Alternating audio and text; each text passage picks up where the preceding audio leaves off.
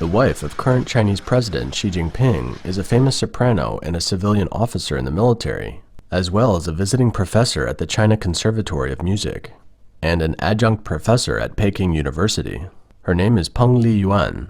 Recently, Peng has made frequent public appearances at high-profile events and media interviews, prompting speculation that the First Lady of the Chinese Communist Party, or CCP, might enter politics. On November 11th and 12th, the Tianjin municipal government held a seminar and a symposium to learn from the spirit of Professor Peng Liyuan's letter, which it said would be conducive to promoting China-U.S. relations back to the right track of stable development. The letter refers to the congratulatory letter for the inauguration of the Tianjin Juilliard School campus on October 26th, which was established jointly by the Tianjin Conservatory of Music and the American Juilliard School. Once a rather low-key person, China's First Lady has made frequent high-profile appearances in the public eye in the last 3 months. On September 15th, Peng attended the 14th National Games of China with Xi Jinping. On October 15th, Peng attended and addressed the 2021 UNESCO Prize for Girls and Women's Education by video from Beijing. And on November 10th, Peng was interviewed in writing for a special issue of the UNESCO Courier magazine. The public interpreted Peng's interview with the Courier as an endorsement of her husband's poverty eradication policies and claims of building a community with a shared future for mankind. Peng was appointed UNESCO Special Envoy for Girls and Women's Education on March 27, 2014.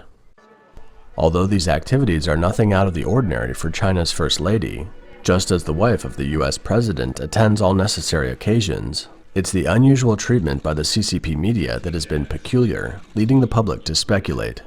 The ranking and weight of government officials reported by the CCP media is often an important tool for the Chinese public and observers to analyze the CCP power charts. Recently, Peng's activities have been featured in high-profile media outlets in China.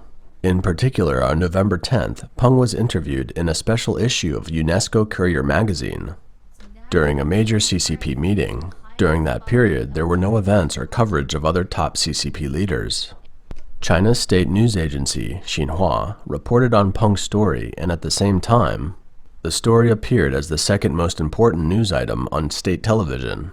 Peng has a military rank of Major General, and her treatment in the military is equivalent to the rank of Deputy Minister or Minister of State in the civil government. Yet China's highest-ranking state media, such as CCTV or the party media, treat her in a way that places her higher than members of the CCP's Politburo, such as higher than the rank of a deputy state leader. When Mao Zedong, the first party leader after the CCP regime took power in mainland China, launched the Cultural Revolution in his later years, his biggest assistant was his wife, Jiang Qing. Jiang Qing was once a movie star. During the Cultural Revolution, she became a member of the CCP's Politburo and moved around on Mao's orders. After Mao died, she was arrested and sentenced to life imprisonment. In the aftermath of the Cultural Revolution, the CCP learned a lesson and developed a sub-rule that the wives of CCP leaders shouldn't get involved in politics. As recently as October 15, 2021, an article was published in the Study Times, a newspaper of the specialized school for the Communist Party. It described how Xi seldom took Peng to events when he worked as a local government official, where having his wife attend would have been okay. He said, "When I brought my wife along all the time, people would gossip and it would have a bad influence."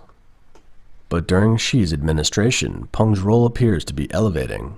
What this is about, we will analyze later. Now let's take a look at Xi's family. Peng and Xi were introduced to each other in 1986 when Xi served as the vice mayor of Xiamen City, Fujian Province. Peng was already a household name in China as a singer. Chinese media reported that Peng was from an ordinary family and that her parents didn't approve of the marriage, not wanting their daughter to marry someone from a senior CCP family, fearing that it would place her in a vulnerable position. Xi reassured Peng, saying, "My father is the son of a peasant and is very easygoing. Children in the family are looking for commoners' children as spouses. I will explain to your parents and they will accept me." This is somewhat true. Xi's father was once the head of the CCP Central Committee's propaganda department. During the Cultural Revolution, among the CCP leaders, he and his family were one of the first families to be affected. In 1968, when Xi Jinping was 15 years old, he was repeatedly imprisoned and interrogated by the authorities because of his father. Afterwards, Xi was sent to a small, extremely poor village in Shanxi province where he spent 7 very difficult years. He returned to Beijing in 1975 to attend university. Xi's older sister was persecuted and killed during the Cultural Revolution. Xi later told the media that when he received the news of his sister's death, "I was digging a bomb shelter there and cried when I got the news." 我曾在中国黄土高原的一个小村庄生活多年，当时那里的生态环境受到破坏，百姓生活也陷于贫困。我那时就认识到，对自然的伤害，最终会伤及人类自己。 In September 1987, Xi and Peng got married. At the time, no Chinese media would have imagined that 25 years later, Xi would be the head of the CCP and Peng would be the First Lady of China. As a well-known Chinese singer, Peng used to often give interviews to the Chinese media. She usually didn't reveal her husband's name or work position, but did talk about her marriage and family. From past interviews, one can feel Peng's happiness and pride in her husband.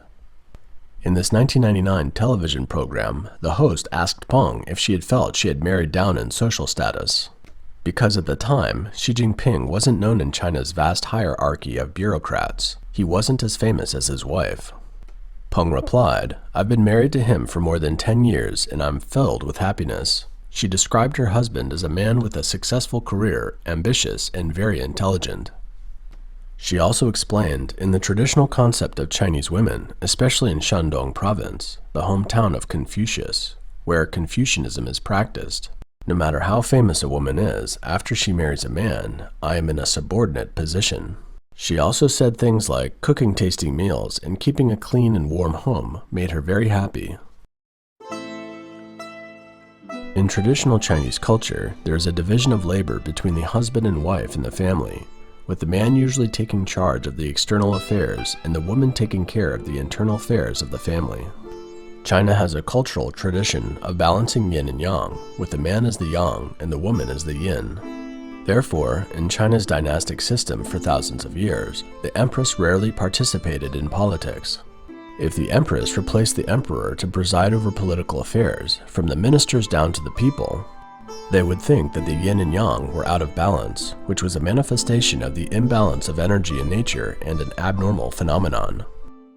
A 1993 video filmed by Beijing TV showed Xi in a family setting. At that time, Xi was a local official serving as a mayor in Fujian province. 我做的人家不一定爱吃啊。他会做菜。我们是原来啊，这个插队的时候。哦。插队的时候，我一个人插队，那个全是自己做。哦。但是那会儿做的比较粗菜，粗茶淡饭。现在反正是乱炒。作为妻子，冯源最让你满意的是什么呢？一个人呢，最重要的还是要这个保留他的本色。你这个不管你做什么本色很重要。你就是说这个历尽所有的之后，还是返璞归真的东西。盐搁糖，搁点味精。The clip also showed Xi and Peng cooking in the kitchen, with Xi reminding his wife, "Add some salt and sugar." Peng brought the stir-fried dishes to the table and told the reporter which dishes were made by her, which were made by her husband, and which were by her parents, while Xi held the baby on his lap during the meal. Users on Twitter said this old footage had allegedly been completely removed in mainland China. It's now only available outside of China. Not surprisingly, Xi's family is like many other ordinary families in mainland China. They have more or less inherited the mindset of traditional Chinese civilization that lasted thousands of years. But the Communist Party's culture has been attacking and altering Chinese people and families in a very violent way. The famous propaganda song of the CCP goes like this: "Father is dear, mother is dear, but the party is the dearest of all." The CCP's party culture can be summed up in 3 words: hypocrisy, wickedness, and struggle. The 10-year Cultural Revolution was an attempt to use the party culture to completely subvert the traditional Chinese culture, replacing the traditional thinking and the qualities of the Chinese people.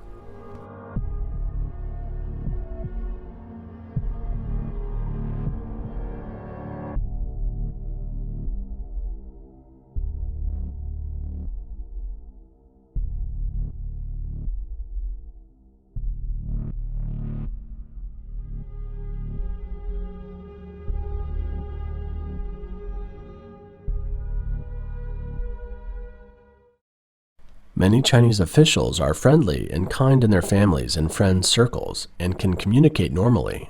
But when they appear in official circles, they take on a different form, using a distinctive set of party language and expressions. In 2020, it was noted that Peng virtually disappeared from public life for a year. That is, from December 2019, when Peng attended a public event with Xi Jinping. She remained invisible until her reappearance in November 2020. Between May and June 2020, the CCP's push for a national security law in Hong Kong sparked worldwide controversy. Rumors circulated on the internet that there had been a family change between Xi and his wife over Hong Kong. A well-known pro-democracy activist said that the secretary of a senior Chinese official he knew wrote to tell him that Peng and her daughter, sympathetic to Hong Kong students, officially separated from Xi in December 2019 and refused to appear with him on any official occasion. The CCP's central office repeatedly approached Peng to try to change her mind, but to no avail. Since 2021, Peng has returned to the public eye and has recently made high-profile appearances. This may be a signal that Xi needs the help of his family to consolidate his power. The situation is somewhat similar to the era of Mao Zedong. During the Cultural Revolution, senior Communist Party officials had fewer and fewer trusted subordinates and allies in the brutal party struggle, and the wives had to step in to help their husbands consolidate their power. Thus, during that era, both the number 1 and number 2 leaders of the CCP, that is Mao Zedong and Lin Biao, had their wives serve as members of the Politburo, which was the executive committee for the CCP. Xi's political rival within the party is the former party leader, Jiang Zemin. To combat the Jiang faction, she has brought down a large number of officials through the anti-corruption campaign since taking office and has created many enemies.